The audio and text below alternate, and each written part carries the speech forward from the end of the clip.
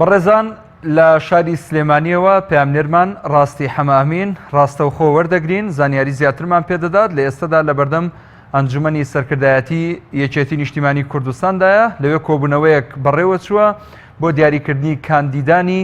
بۆ بەشداریکردن لە کابینەی حکوومەتی هەرێمی کوردستان ئەو کاندیدانەی دیاری کردووە دەنگی لەسەرداون کە پۆست و پلە وەردەگرن دەچینە لای ڕاستی حەمامین. ڕاستی سەلامی خوارد لێبێت زانیاری زیاترمان پێ بدە سەبارەت بۆ کۆبوونەوەیە.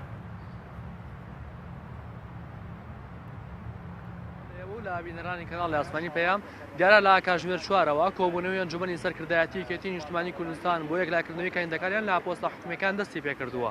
کۆبوونەوەی ئەمڕۆی ئەنجومەنی سەرکردایەتی یەکێتی دوای کۆبوونەوەی دوێنێ مەکتەبی سیاسی و حیزب دێت. گفتوگۆ و مناقەشەیەکی چڕوپڕ هەیە لەسەرەوەی کێ بێ بە کاندیدی پۆستەکان لەبەر ئەوەی کە هەرچەندەوە باسەکرا کە بەشێک لە پۆستەکان یەکلاکراونەتەوە بۆ چەند کەسێک بەڵام لەم چەند ڕۆژی کۆتاییدا کێبڕکێکی زۆر دروست بووە لەسەر پۆستەکان بەهۆی ئەوەی کە کاندیدی نوێ هاتووەتەنەوە کێبڕکێکانەوە لەسەر پۆستە دیارەکان بەتابەت پۆستی جێگری سەرۆکی حکوومەتی هەرێمی کوردستان. ئەوەی کە هەیە تەنها 5 ڕۆژ باوە لە بەردەم مەسرور بەرزانیە بۆ ئەوەی کە ماوەی یاسایی تەواو بێت و کابینەکەی باتە نێو پەرلەمانی کوردستان و بۆی سوێندی یاسایی بخۆن و متمانەیان پێ بدرێت. ئەوەی کە هەیە ئێستاکە بێتا کۆتایی ئەم هەفتەیە مەسرور بەرزانی کابینەکەی باتە نێو پەرلەمانی کوردستان بە پێی یاسا چونکە بێت لە ماوەی 30 ڕۆژدا کابینەکەی سوێندی یاسایی بخوات. من قسەم لەگەڵ ئەندامێکی سەرکردایەتی یەکێتی کرد بەر لە کۆبوونەوەکە ئەو بەمنی وت کە سەرجەم پۆستەکان دوو کە زیاتر لە کاندیدێکیان هەیە هەندێکیان سیان هەندێکیان چوار کاندیدیان هەیە. ئەوەی کە هەیە لیژنەیەکیان دروست کردووە لە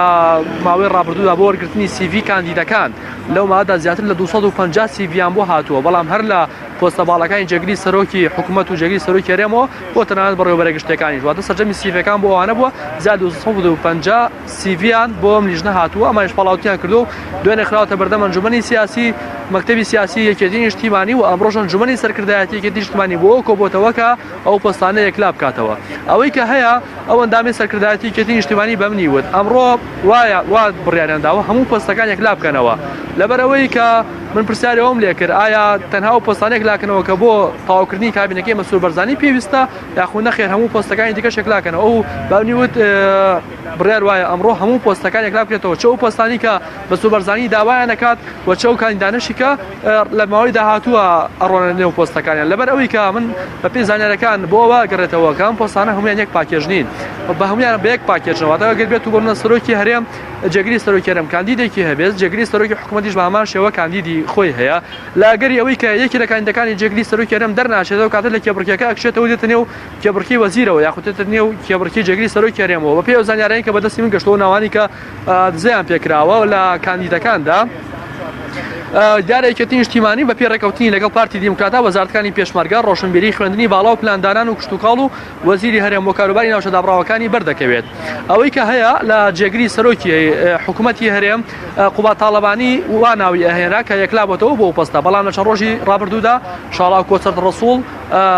بە جدیەتێکی زۆرەوە هاتووە نێو کێبڕکێکە ئەویش نیازیەوەی هەیە کە جێگری سەرۆکی حکوومەت وەربگرێت و ئەوترێن نێو ئەنجومەنی سەرکردایەتی یەکێتیە کە بە هەڵبژاردن پۆستەکان یەکلاکێتەوە شاڵاوی کۆچەرت ڕەسوڵ زیاترێت لە قوبات تاڵەبانی بۆی ئەو پۆستە وەربگرێت. لەم ئەگەرەیە ئەو کاتە قوبات تاڵەبانی ئەڕاتە کێبڕکەی جێگری سەرۆکی هەرێم. ئەوەی کە هەیە وەزارەتی پلاندانان کە یەکێکە لە وەزارەتە گرنگەکان کە بەری یەکێتی نیشتیمانی کەوتووە وەکو جێگری سەرۆکی هەرێم وەکو جێگری سەرۆکی حکوومەت مامەڵی لەگەڵاکرێ بەهۆی ئەوەی کە ئەمە وەزارەتە ئەندامی لیژنەی نەوتوغازی هەرێمی کوردستان ئەوە یەکێکە لە وەزیرە سیادیەکان دەربازی کۆچەرت ڕەسوڵ کاندیدی سەرەکیە بۆ ئەم پۆستە بەڵام لار ئەگەرێک ئاگەرات و دەرنەچوو ئەو کاتە عوسمان شوانی دیارترین کاندیدە بۆ پۆستی وەزیری پلاندانان. پۆستی وەزارەتی خوێندنی باڵا دووبارە دکتۆر یوسف گۆران کاندیدە بۆ ئەو پۆستە بەڵام ئەوترێ پشتیوانێکی زۆر کەمی هەیە لە ئەنجومەنی سەرکردایەتی یەکێتی نیشتیمانیە پێناچێت دووبارە ئەو پۆستە وەربگرێتەوە هەر لەبەرەوە دکتۆر شێرکۆ مەنگوڕی دکتۆر سامان فەوزی هەروەها دکتۆر دانا سەعید سۆفی کاندیدی ئەو پۆستان لەگەڵ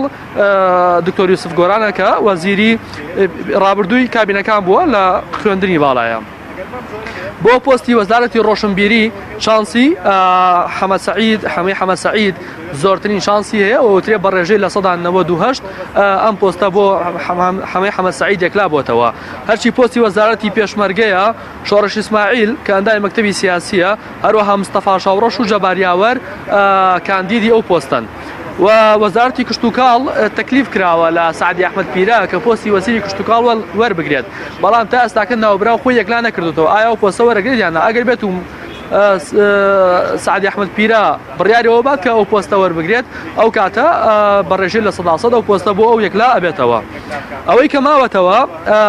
پۆستی وەزیر بڵێن وەزیرە بۆ کاروباری دەروی ناوچە کوردستانەکان ڕۆندی مەلا مەحموود جێگری